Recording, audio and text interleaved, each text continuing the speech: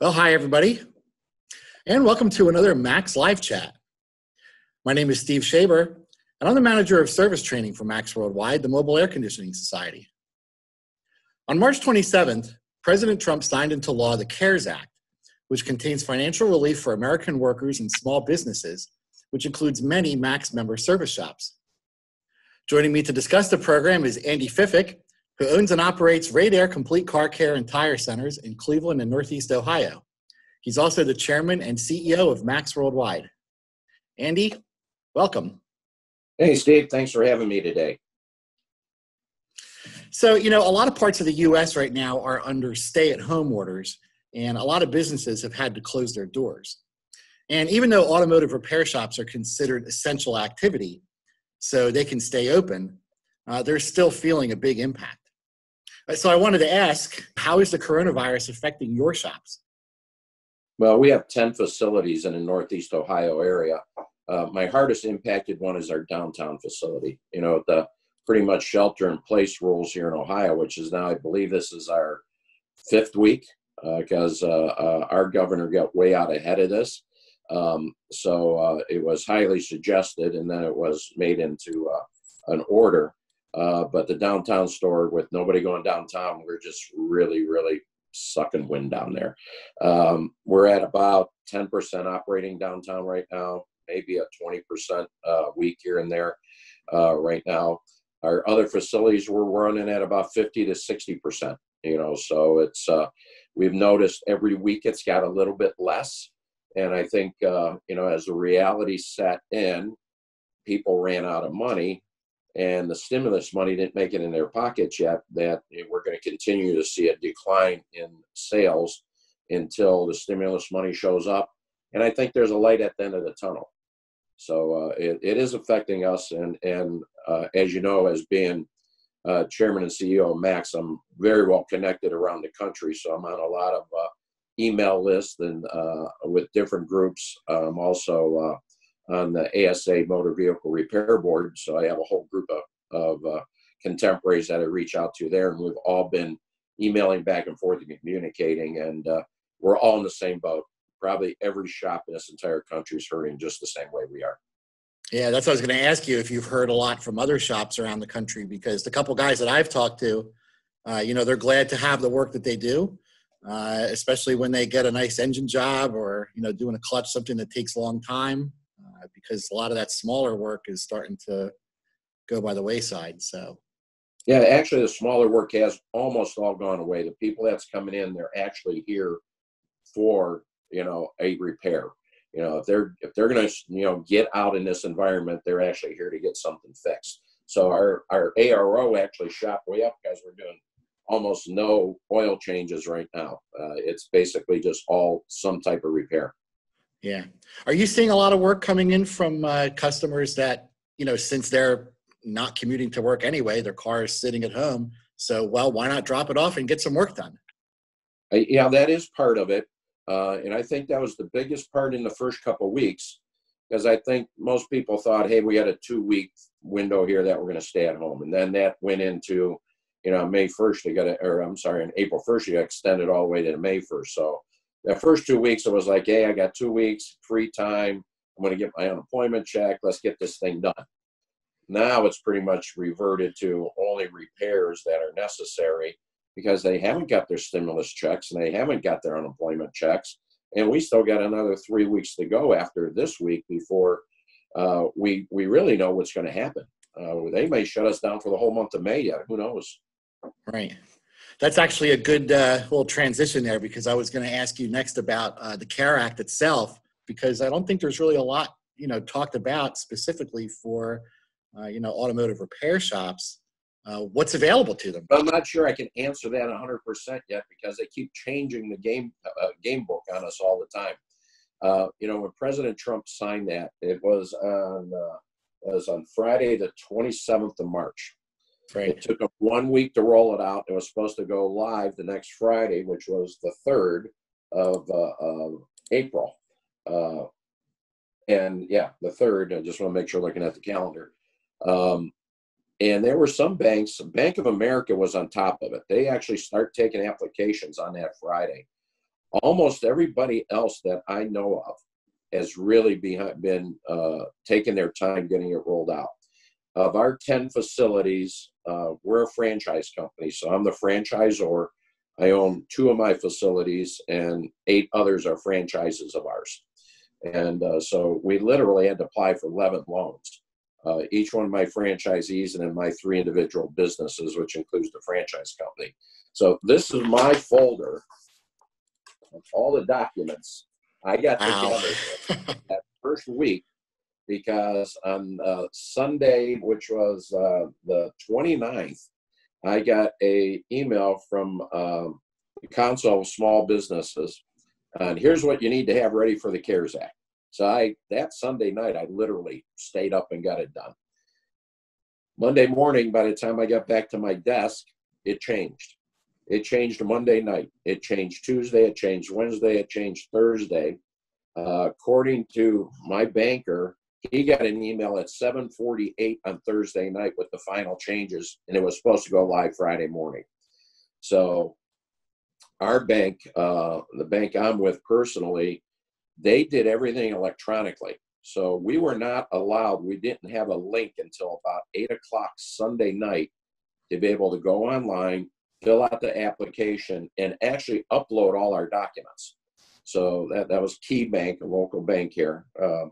They have a bigger presence than just locally, but they're I think they're one of the top 10 SBA lenders in the country. But nonetheless, they did it right. Some of our other banks, one of the banks, I'm not going to name names because I don't want to embarrass anybody, but we have banks to this day that got so inundated, they have not even taken applications from one of my guys and said, we're overrun, we can't take another application, we'll call you when we get caught up. So his loan isn't even applied for. We have other ones that took applications over the phone and said, somebody will call you to upload your documents and get your proof later this week. Out of 7 of those, only 2 have actually had a chance to upload their documents. So I feel very fortunate that my bank was electronically let us upload everything. Out of my 3 loans, 1 has been come back with a status that's been approved by SBA, waiting for paperwork. The other 2 is still being under review by the SBA. Although, if you watch the press conference, I believe today's Wednesday, Monday night, President Trump and the Secretary of the Treasury was doing a press conference, and the Secretary of the Treasury promised on live TV that all the PPP funding would be done this week. So funding to the banks may be one thing, getting our banks to get it to us may be a different thing. So yeah, I was going to say, that's a tall order there. Answer your question, I don't know. So, but what's available, I can't answer that part. There are 2 programs. One is called the EIDL program, and that's an emergency relief fund.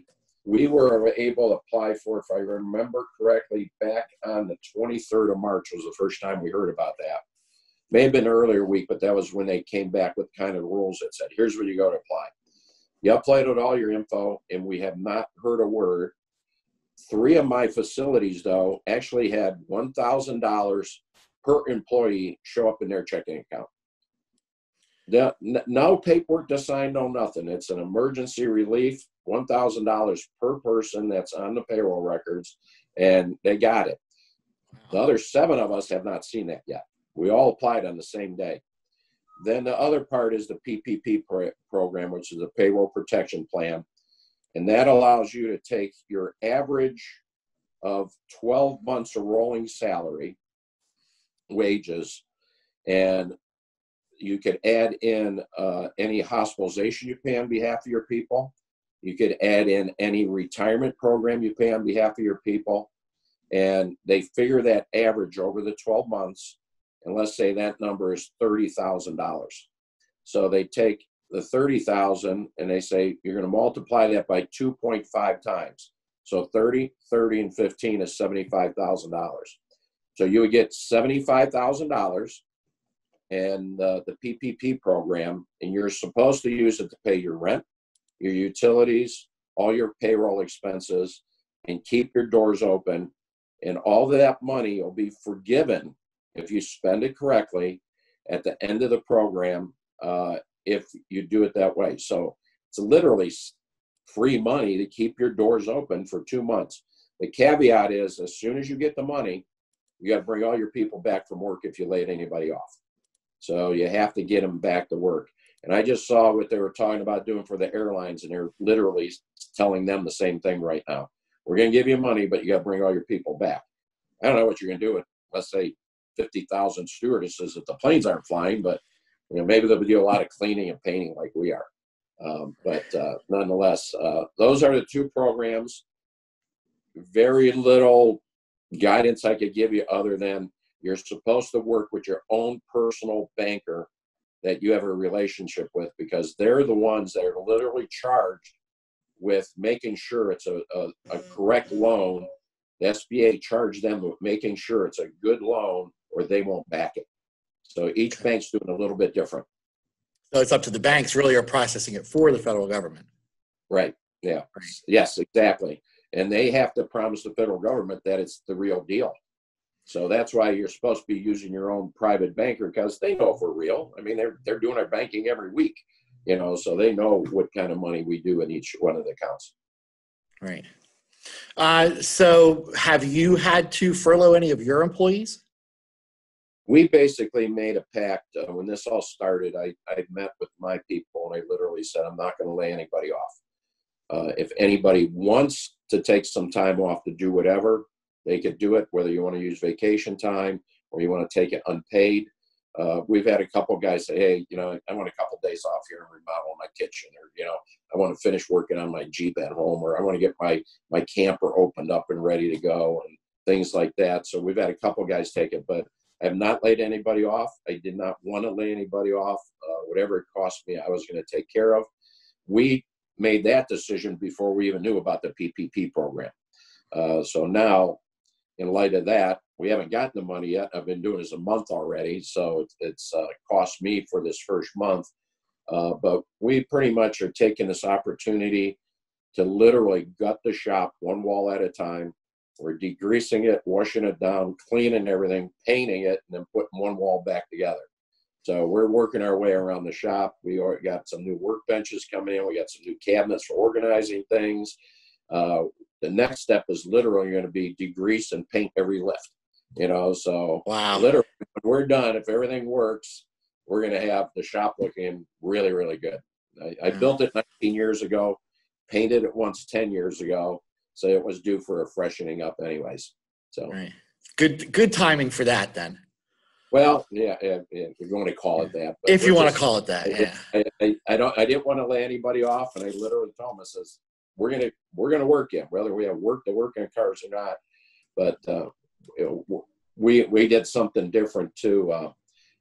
We actually the local Serve Pro, and this is something your listeners may want to talk to, and you can check it out on our website.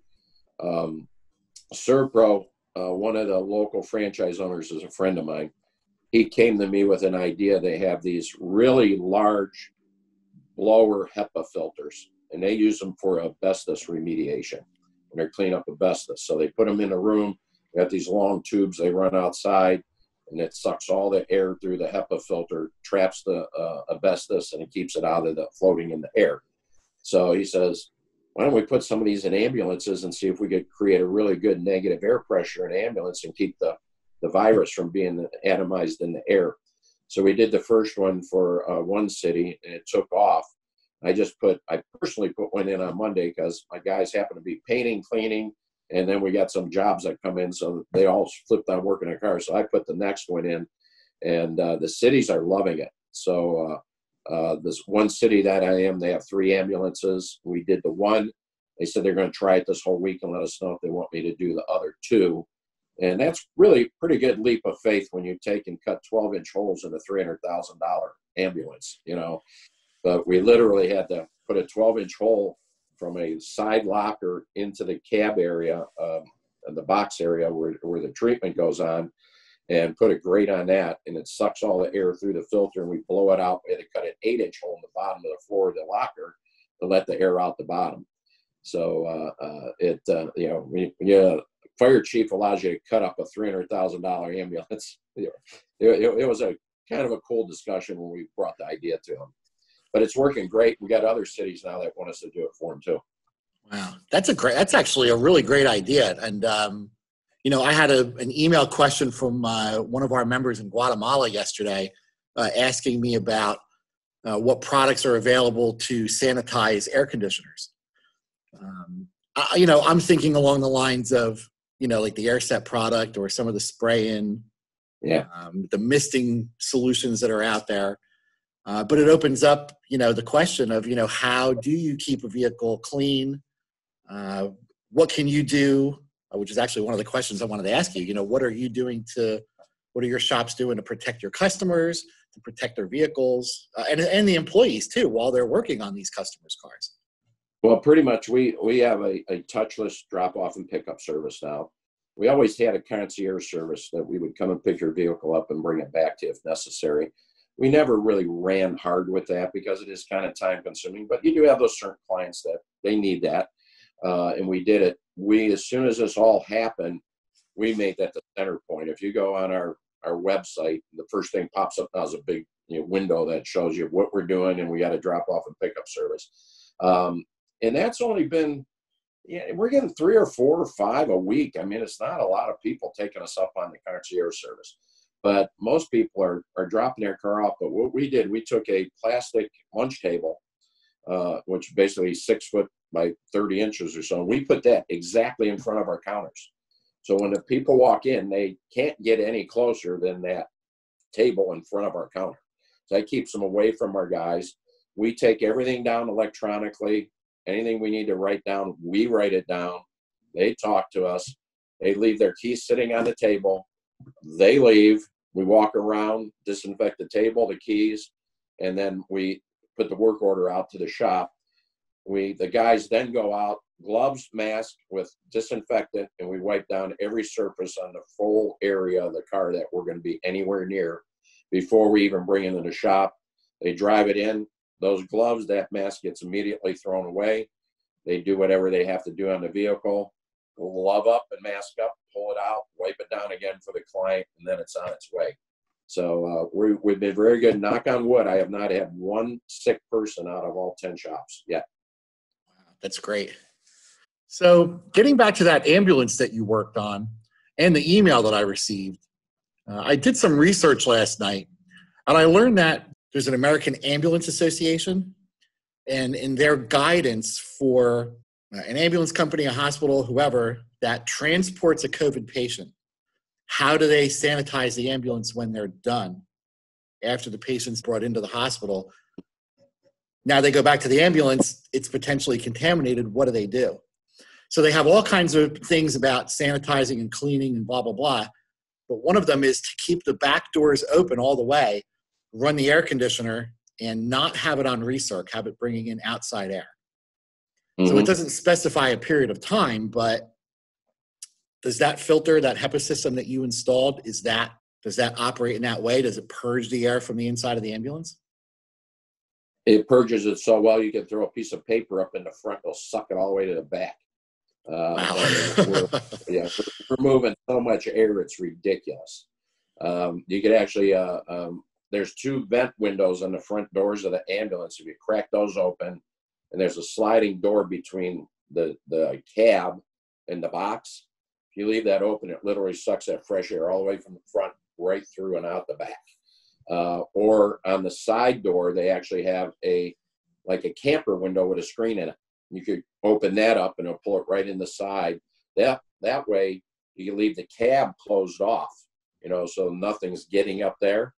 And that would be my advice, is leave the cab separate, and let it just filter out the box, so it's up to whichever one they want. I'm going to check back with the police chief on Friday and get some feedback on how it's working for them and see how they're using it best. But they sent 3 paramedics over when they picked it up. We went over it. They were like ecstatic that it was working so good. Yeah, wow. You could literally, I took a piece of paper on the outside window and I stuck it like that, dropped it, and sucked it right into the screen. So it's moving some air. I mean, it's a thing, but it's got a 12-inch hole, with a big blower. It's the blower motor pulls 13 amps at startup and runs at 3 amps. So it's a fairly stout 110 volt motor that we had put in there. That's on that fan. We had to put an inverter in, to power it. So what does the CARE Act mean to shop owners? Everything. It's a lifeline, and it's not just for our shop owners, it's for the entire country. I think it's a brilliant move. The government's basically saying, nobody caused this. We have to stop everything, but we don't want anybody going out of business. We want you to be able to keep your employees on the payroll. Doesn't know what you're going to do with them. Maybe think about a bar owner. He could now, with the PPP money, can literally pay his people to stay at home, even though he can't be there, and pay his rent, pay his utilities. So he's intact when this gets over. Now, you're not making any money, but at least you're keeping your business. If I was that bar owner, I'd be, hey, I'm paying you, come on in. We'll start slinging hamburgers out the door. We'll do fast food. We'll do whatever. But that's their decision. But for a shop owner, I think we have the best of both worlds. We're essential, so we're still there doing something. Our numbers might not be what we want, but we're also getting enough money to pay our utilities and our manpower to stay aboard. So most of us would be laying people off, cutting back their hours, doing whatever. Now our people, we can afford to keep them gainfully employed the whole time, actually do some online training, do some new training, do the painting, do the cleaning, get your loaner fleet ready. I mean, to me, I think it's a great opportunity for our shop owners to take it to the next level. We all got that piece of equipment we haven't serviced, and we haven't changed the oil in the air compressor forever. I mean, the furnace filters probably need changed. We haven't dusted off the filter, the heat shield on the furnaces. I mean, there's always stuff we don't get to. Clean out the scrap bin. In our case, we're literally gutting the whole shop one part at a time, cleaning it, painting it, reorganizing it. And like I said, the last thing, we're going to repaint every lift. So, and we actually took all of our aluminum garage doors. We actually took aluminum product and sprayed it on there, washed them all down. They look like new again. And and my guys are doing almost all the work. We're going to do next week. Once we get done inside, we're going to switch outside. I'm going to get all the mulch and that. We're going to put our own mulch down and clean the place up, get the outside looking good. So to answer your question, what's it mean to us? Everything. I mean, I think this will keep guys that weren't extremely healthy. They'll keep them in the game. And this could be a rebirth in a sense that you can now literally, your guys, even if you're paying them not to do anything, bring them in, set them in front of the computer, and let's do some webinar training. They could get caught up on all the latest data. Have these guys spend 2 hours a day on training. By the end of this thing, they may have 20 hours of training under their belt. When do we ever have a time to do that? We don't. That's a great idea. Well, is there any help available for, those shops, for those technicians, the employees that are being put on furlough? Yeah, the unemployment program has been really ramped up. If you're not aware of it, what they're doing is whatever you would qualify for base unemployment, they're giving you an extra $600 per week. So some of these guys, they'll be making exactly what they made before they got laid off to stay at home. And in regards to that, it kind of hurts us because we have some guys who would rather be laid off than working because they would be getting the unemployment. But right. part of the PPP program is the minute you get that money, you have to recall all your workers or that money is not forgiven. So that they want the guys back. But if you look at the big picture, for anybody that lost their job, they're going to be pretty much be made whole by the unemployment process. Now, we know it's taken forever to get the money. I think in Ohio, they were telling us that they would normally do like 13,000 applications a week. And now they're expected to do 150,000 applications a week. You can't expect the system to go tenfold overnight. So it's been a problem, and I think that's just countrywide. But you can rest assured you're going to be made whole the whole time without a waiting week. So if you've been laid off a month, your first check is going to be for a month of wages plus the extra $600 per week. My personal opinion, I think the federal government's doing a heck of a great job here. Do you know of any shops who have already been approved? Yes, I have 3 on my ASA Motor Vehicle Repair Board members. They have received their approvals. 2 of them already got their money. Once it's approved and signed, the money comes that day or the next day. I have one of our shops got approved, and they requested that he send in his incorporation papers. That bank wanted to prove that he was, the legitimate business, even though he has a relationship with them. Their rules were, we need to see your latest article of incorporation that you're allowed to sign for this money. You're responsible to pay for this money, pay this back if you don't do things right. But as of today, that was just yesterday.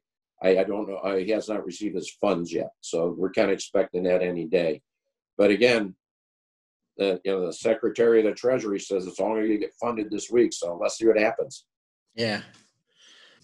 Well, Andy, thanks. That's about all the time we have for right now.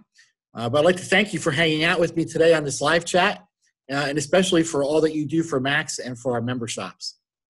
Right. You're welcome, Steve. Nice to see you. Thanks for inviting me. And I'm sure that each shop manager will appreciate your insights into this program, and hopefully the information can help them to get through these difficult times. Well, that wraps it up for this MACS live chat. I'd like to thank you all for joining us today. If you'd like more information about the U.S. CARES Act, including programs that are available to help during the pandemic, you can find more information from the U.S. Small Business Administration's website at www.sba.gov. And of course, we'd like to thank you for your continued membership with MACS. And to find out all that your association has to offer, including our affinity programs that are designed to help save your shop money, please visit our website at www.maxw.org. Thanks again for joining us. My name is Steve Schaeber, and we'll see you next time.